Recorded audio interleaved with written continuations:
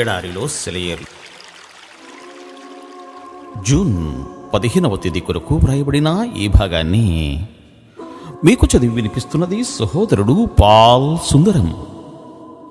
నాకు బాధ కలిగిన దేశమందు దేవుడు నన్ను అభివృద్ధి పొందించెను. ఆదికాండ గ్రంథము 41వ అధ్యాయము 52వ వచనము. బయట వర్షం కురుస్తోంది. ఒక కవి కిటికీ దగ్గర నిలబడి బయటకు చూస్తున్నాడు. వర్షపు చినుకులు కుండపోతగా పడుతూ భూమి మీద దరువులు వేస్తున్నాయి. అయితే అవి కంటికి కనిపించని వాన చినుకుల కంటే మరెన్నెన్నో ఊహలు అతని మనస్సులో మెదులుతున్నాయి.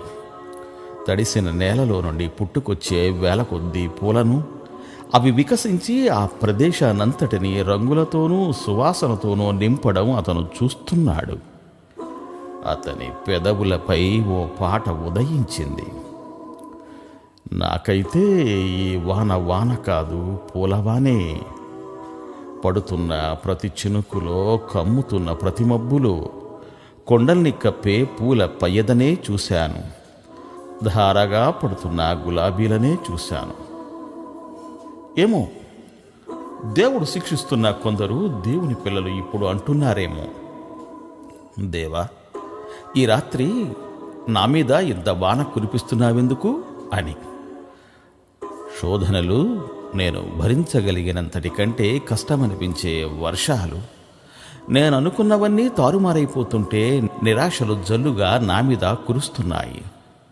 ఎడబాటులు, వియోగ దుఃఖాలు ఏకధారగా పడుతూ ఆ శ్రమల తీవ్రతకి నా హృదయం కంపించిపోయేలా చేస్తున్నాయి. బాధల వాన చినుకులు నా ఆత్మపై చాలా జోరుగా కురుస్తున్నాయి. నువ్వంటున్నది పొరపాటు. నీ మీద పడేది వాన కాదు, ఆశీర్వాదాల వానే ఇది.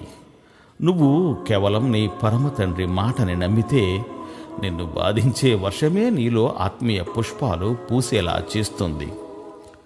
శిక్ష పొందని ప్రశాంతమైన నీ గత జీవితంలో ఎన్నడూ లేనంత పరిమళము, సౌందర్యము కలిగిన పూలు పూస్తాయి. నీ కంటికి వర్షం కనబడుతోంది, నిజమే. పువ్వులు కనిపించడం లేదా? శోధనల్లో చిక్కుకొని బాధపడుతున్నావు. కానీ ఆ శ్రమలలో నీ జీవితపు తోటలో వికసిస్తున్న విశ్వాస పుష్పాల కోసం దేవుడు చూస్తున్నాడు. బాధలకు జడిసి దూరంగా పారిపోతావు. అయితే బాధలు పడే నీ తోటి వాళ్ళ కోసం, నీ బాధల్లో నీలో పెరిగే ఆ సానుభూతి పుష్పాల కోసం దేవుడు చూస్తున్నాడు. తీవ్రమైన వియోగ బాధల వల్ల నీ హృదయం వాడిపోతుంది. కానీ ఆ దుఃఖం నీలో తెచ్చిన లోతైన సమృద్ధి జీవాన్ని దేవుడు చూస్తున్నాడు. నీ మీద కురిసేవి కడగండ్లు కావు. వాత్సల్యం, ప్రేమ, దయ, సహనం, ఇంకా ఆత్మకి సంబంధించిన ధన్యకరమైన వేల కొద్దీ పూలు వానలా కురుస్తున్నాయి. ఇహలోకంలోని మరి ఏ స్థితిగతులు, సౌకర్యాలు ఇవ్వలేనంత ఆత్మీయ సంపదను నీ అంతరంగానికి చేకూర్చి పెడతాయి. గాలివానలో గీతాలు. స్తంభించిన గాలిలో వీణ ఒకటి ఉంది. ఓ బాటసారి బరువు మోస్తూ వచ్చాడు. ఆ మౌన వీణలో రాగాలు పలికించాలని ఆశగా వేళ్లతో మీటాడు. రాగం పలకలేదు. గాలి తిరిగింది, మేఘం ఉరిమింది, విపంచి సవరించుకుంది. గాలివానలో దేవుని వేళ్ళు కదిలాయి.